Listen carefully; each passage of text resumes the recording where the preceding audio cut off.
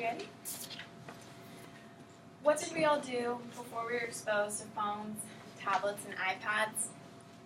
It can sometimes be hard to remember. Many schools are jumping on the bandwagon and adopting the usage of tablets in the classroom, while still many other schools have yet to follow. iPads specifically have numerous features that highly enhance academic performance. While personally having a little brother who has always been academically challenged, within just the past year I have seen his literacy skills and achievements skyrocket due to the implementation of an iPad that was granted to him from his school district. I think this is an essential part of 21st century education that developing students should all have access to. Let's first look at why iPads benefit all students, but specifically K through 12. Students at a younger and younger age are having problems remaining engaged in a classroom setting. In 2013, the International Literacy Association published the article, A Framework for Using iPads to Build Early Literacy Skills, where Laura Northrop explains that it's extremely important students are able to learn at an independent and personalized learning level that is specific to them. All students do pick up information differently, and the iPad allows for material to be conveyed in different ways according to a child's specific needs. Another crucial part of being engaged in the classroom is learning in participating in active and collaborative learning styles. In 2013, the Journal of Teaching and Learning with Technology published the article Student Perceptions of Classroom Engagement and Learning Using iPads, where Timothy Deamer and his colleagues conclude that a lack of engagement in education is likely to lead to undesired outcomes, and these undesired outcomes are most readily seen as poor academic performance and poor attendance. Deamer and his colleagues also found that the iPad has so many physical characteristics that accommodate this active and collaborative learning at an earlier and earlier age. So schools are beginning to take note of these potential positive outcomes, and they're beginning to separate out time and money to make this goal possible. In 2014, Teacher Librarian published the article Autism and iPads, where Amy Price explains that as a librarian, she has always been extremely interested in seeing how the digital world can extend past its traditional boundaries. And because of this, she was able to receive a huge federal grant under the Library Services and Technology Act.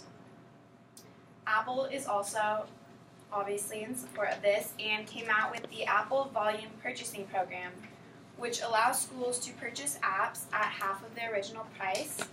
And these are a few of very common educational apps that are on the market. We have the Interactive Math, Learning a Second Language, and I'm sure many of you are familiar with Khan Academy. So teachers are beginning to undergo training in order to become more adept at using and instructing with these devices. In 2014, Cardiff Metropolitan University published the report, An Evaluation of iPad Implementation Across a Network of Primary Schools in Cardiff, where Professor Gary Beauchamp finds that after the first initial training sessions, 84.3% of teachers scattered among 6 different elementary schools in Cardiff said they felt very confident or fairly confident using the iPad for teaching purposes. So as you can hopefully see, teachers and schools are putting in this effort for not only the sake of their current students, but their future students as well. And if schools don't keep up with our progressing society, students may be the ones facing the effects in the future. In 2016, the Journal on Best Teaching Practices published the article iPads in the Classroom, where Zach Weber explains the need for these devices, especially in helping students with learning disabilities. He specifically followed a case study where a student with ADHD was struggling dramatically with reading, but once he was exposed to the iPad's iBook feature, he gained a year's worth of reading improvement within just 6 weeks. So if it wasn't for this iPad that allowed him to change the font size, write notes in the text, and used the audio enhanced dictionary, this student would probably still be struggling academically and have yet to start building his own sense of confidence. The iPad also does give more opportunity to make learning more relevant and authentic. In 2013, the London Knowledge Lab published a report titled What the Research Says, where author Wilma Clark expresses a concern towards decreased engagement in the classroom and a lack of being familiar with this technology if it's not soon introduced. In early iPad adopting schools in the UK, Clark looked at a survey of parents to find that 83% of them saw a heightened interest in learning within their students and more time spent on homework. So, really done clearly with clear rationale, this use of iPads will lead to a greater sense or greater development of independence and responsibility.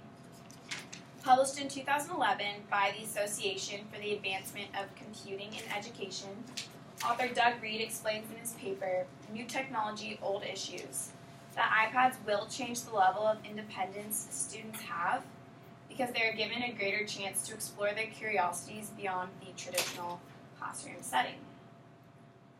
So, what next? Correct me if I'm wrong, but I believe the majority of you find your Apple devices or Android devices to be a huge help when it comes to schoolwork. Younger students can also benefit from this if we spread the word. So I say visit or contact the elementary school you went to, or even just do some research to see how they're approaching this constantly progressing digital age. Or you can hit them with the statistics, and Apple has done extensive research to persuade you in case I haven't yet. And I've included this link here, which basically seems like a never-ending list of all the positive outcomes of iPads in education from all around the world. For example, in one school district, 100% of kindergarten students were reading above their grade level for 4 years in a row after the iPad was introduced at their school. And in another district, 78% of students had an increase in their reading and math final exam scores. So hopefully you can see that iPads do have the ability to take education to a whole nother level. It's an extremely unique way of learning that will most definitely be the face of the future.